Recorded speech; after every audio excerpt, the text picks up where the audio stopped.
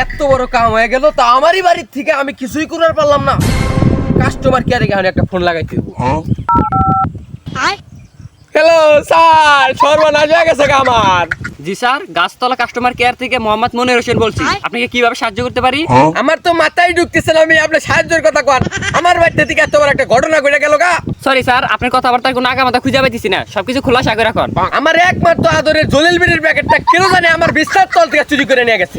আরে ভাই, আপনি রং নাম্বারে ফোন দিছেন, আমি সিম ঠিক করি। আপনি চুরি হয়েছে, আপনি পুলিশে ফোন দেন। দেখ গাদা, আমি মূর্খ মানুষ, অত শত বুঝি না।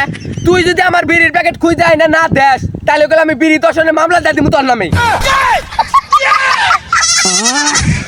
আরে ভাই, আমি কাস্টমার কেয়ারে থেকে কই দিছি, আমি তো পুলিশ না।